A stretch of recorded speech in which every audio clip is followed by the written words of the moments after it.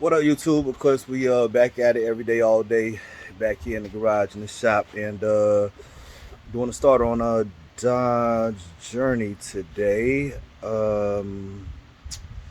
Let's take a look at it. This guy right here ain't nothing but two bolts holding it in, right? One and two, boom, boom, right? So, first thing, let me start off by saying you got to take off the positive. That's a 15 millimeter. You just want to take off your positive lead and maybe that one too, just to be safe. Kind of tuck them over to the side so they don't fall back over there and touch that. But that is a 15 millimeter bolt. Next thing you're gonna do, jack up the car. Get down, you're gonna have to take off that right there, which is your support bar. There's just two 18 millimeter bolts holding it in on the front. These two guys, very long bolts, 18 millimeters. Then everything else is a 16. That one. There's three of them right there, which I dropped right there. There's one in the back. I left that one. I just loosened it up so that it'll help during the reinstallation. Next thing, what you got to take out of these 16 millimeters. There's one right there, one up there, way up there in the very top of this motor mount. 1, 2, and there's 3 right there. You can take this out. It'll maybe give you some. This right here is you're gonna have like a gear wrench or I mean, I broke it loose with a regular wrench. Then I used a gear wrench. Probably not gonna be able to get a socket on that. Just FYI. So and then now all I got to do is take off that 16 millimeter right there, and this whole thing will come out, and then we can get to the starter, which is right there above it. So let me take those 3 out. Well, that one last one, I already got those 2 out, so we're just going to take that one out now. Okay, so there it is.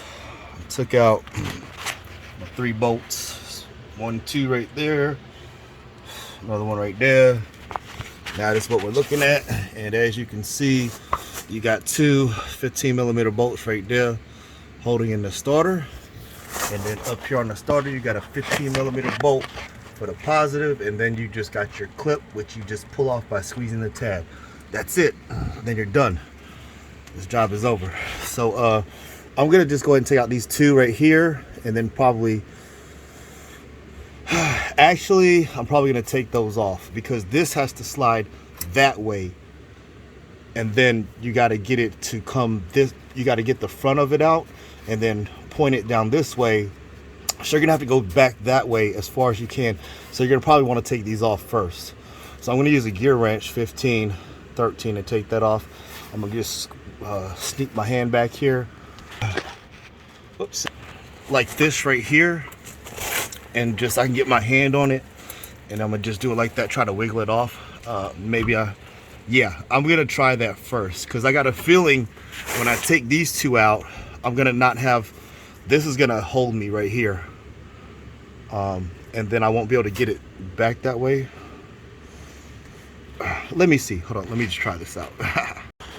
Okay, so just as I thought, in order to get this out, you have to take off at least this 13 millimeter. That's all you got to take off. Just take off this right here. If you got trouble getting this off, you can't get it off, don't worry. Take that off. Take that bolt out. You're going to slide it this way enough where it'll get clearance, and then you can angle it out. You got to get the nose of it right here. This little nose piece. You got to get that to clear. And then, so that's what I did. And then it was just kind of hanging here by this. And then I was able to just wiggle it off. That's dirty. I'm going to clean that up and put some dielectric grease in there. That's terrible. All right, that's it. And then installation is just opposite of removal. You might want to put this on first. If you got trouble seeing it, you can put that on after you do the installation. Don't put that on first because you won't be able to get it back in there if you got that on there. That goes on last.